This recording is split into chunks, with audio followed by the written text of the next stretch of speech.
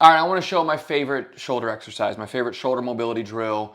It's called the sleeper stretch, but we're going to add a PAILs and rails contraction to it. What is PAILs? Progressive angular isometric loading.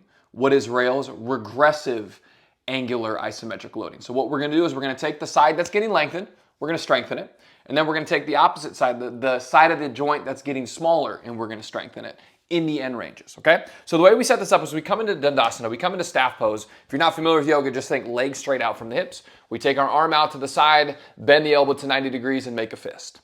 We'll then bring our elbow to the floor. Bump your hips back to the left and you'll come all the way down. Now you can take a yoga block and set it behind your head or a pillow or something, or you can let it dangle.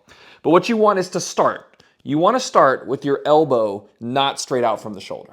You want to be down about a couple inches, okay? And then you'll take your right pointer finger up toward the ceiling. From your upper arm, you'll rotate the pointer finger so it's pointing at your belly button. And then you can re-tuck it in. What I see a lot is as you start to come down is your arm starts to go like this. We want to keep the elbow bent and we want the knuckles pointing towards the belly button. Okay, and then your left hand is going to come to where your forearm meets your wrist, but more forearm. And I'm going to press down. Again, I want the angle of the arm to be pointing the knuckles at the belly button. And then once you feel a hard stop, stop there, okay? Two things are gonna wanna happen to make this less intense for you is the back of your shoulder is gonna wanna lift, your shoulder blade is gonna wanna get involved. I want to just turn the screw, which is my upper arm, which is the ball in the socket. Okay, so if that's the case, come out of the stretch, so the back of the shoulder's down, and then go to where you can keep the back of the shoulder down and be here.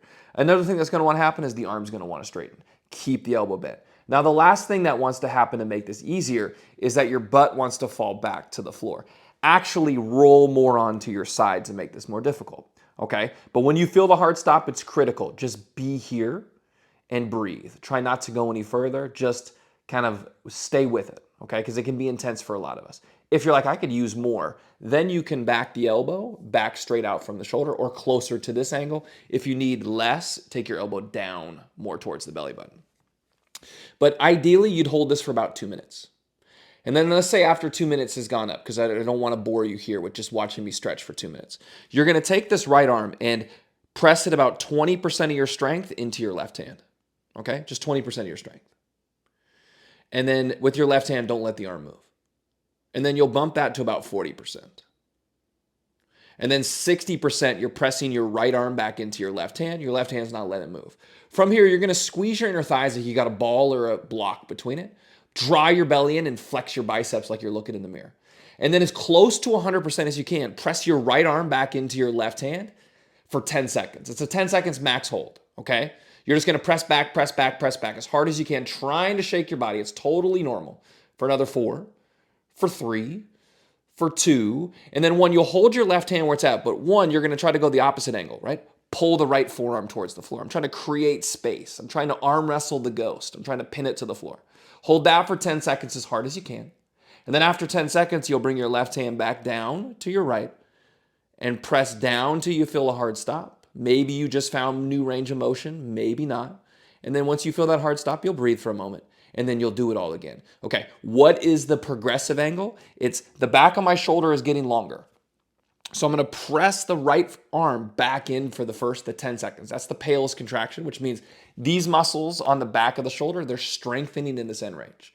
And then the rails contraction is I'm trying to now work the front side of the joint. I'm pulling away from the hand, okay? I do that about 2 or 3 reps. You don't have to wait 2 minutes in between reps. Right? 15, 30 seconds is totally fine. But again, the keys are we want to keep the back of the shoulder on the floor. We want the knuckles pointing towards the belly button. And we want to roll onto our right ribs. We don't want to fall backwards. If you, again, you want the intensity ramped up, elbow out from the shoulder.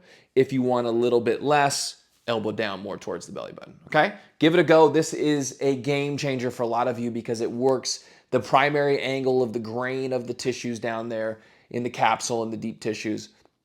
So it can help you with your flexion, with your external rotation, with your extension, all by working this one drill.